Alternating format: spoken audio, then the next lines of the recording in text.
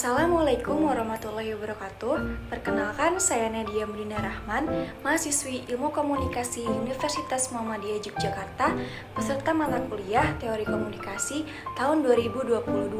Di sini saya akan menjelaskan analisis teori semiotika, speech act theory, dan teori naratif. Yang pertama ada teori semiotika.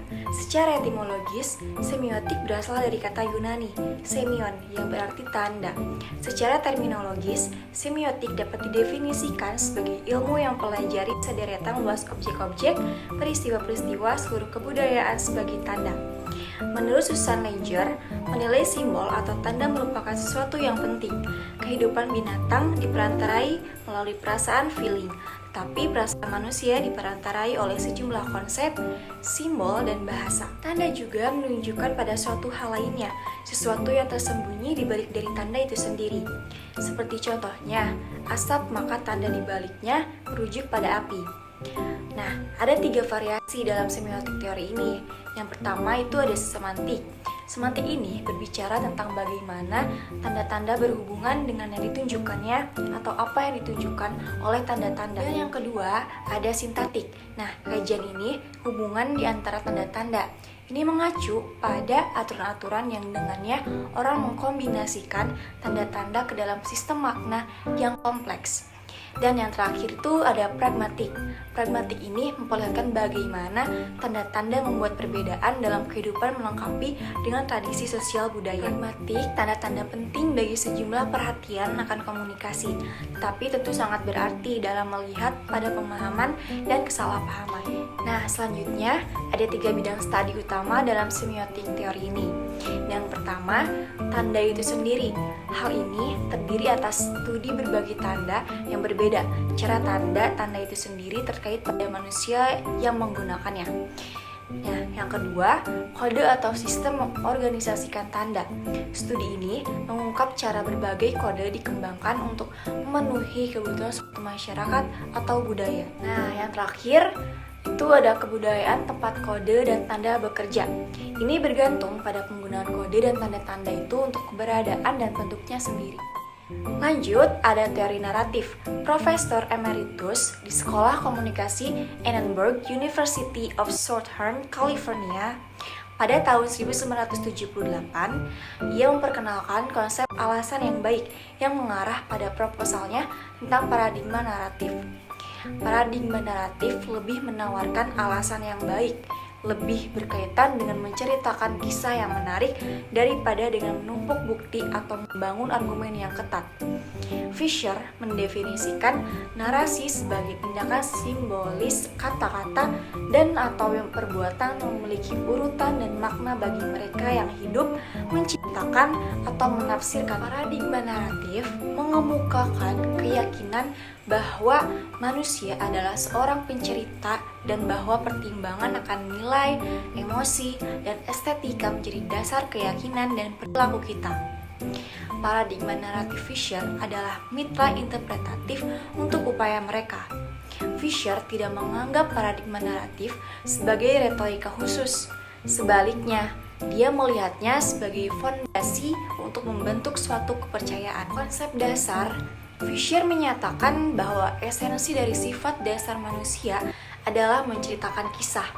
Sedangkan konsep naratif, Fisher menyatakan bukan hanya sebuah cerita, tapi cerita berkelanjutan atau peristiwa yang memiliki awal, tengah, dan akhir, serta mengundang pendengar untuk menafsirkannya, maknanya, dan nilai-nilainya bagi mereka. Nah, ada 5 asumsi naratif. Yang pertama, keputusan mengenai harga diri dari sebuah cerita didasarkan pada pertimbangan yang sehat. Yang kedua, orang pada dasarnya adalah pencerita. Yang ketiga, rasionalitas naratif ditentukan oleh koherensi dan kesetiaan cerita kami. Alasan dalam berbagai cara adalah pergeseran konseptual utama. Yang keempat, pertimbangan yang sehat ditentukan oleh sejarah, budaya, biografi, dan karakter. Yang terakhir, dunia sebagai satu kesatuan cerita yang kita pilih dan kemudian kita bentuk kembali menjadi susunan kehidupan baru bagi kita. Teori yang terakhir ada speech act theory atau teori aksi bicara.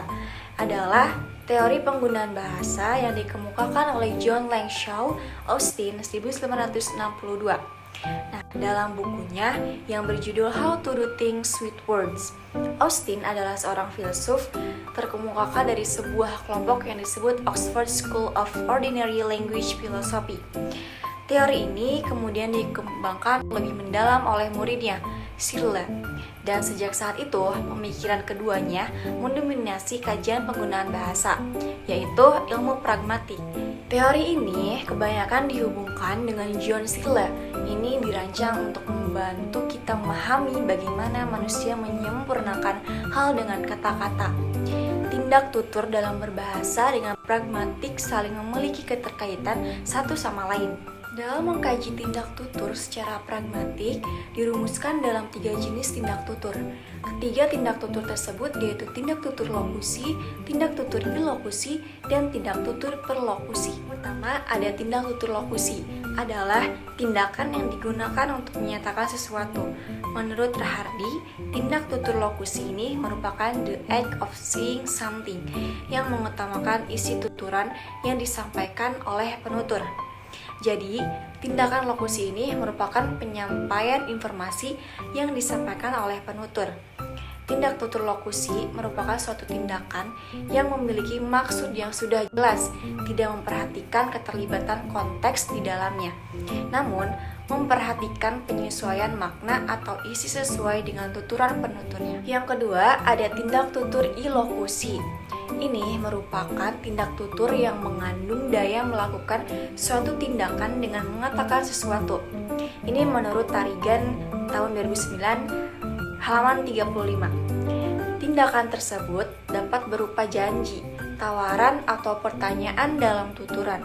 Nah, oleh karena itu, tindak tutur ilokusi ini disebut juga sebagai the act of doing something.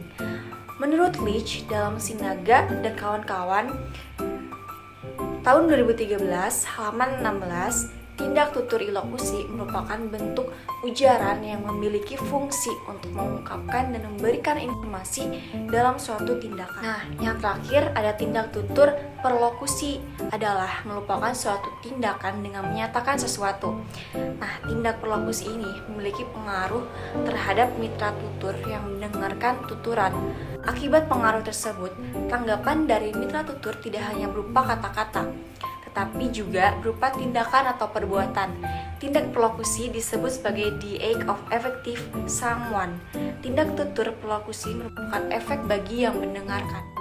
Sekian penjelasan terkait 3 teori tersebut. Gak mudah dan gak sulit kok untuk belajar teori komunikasi, asalkan kita mau belajar dalam bersungguh-sungguh untuk memahami semua itu. Wassalamualaikum warahmatullahi wabarakatuh.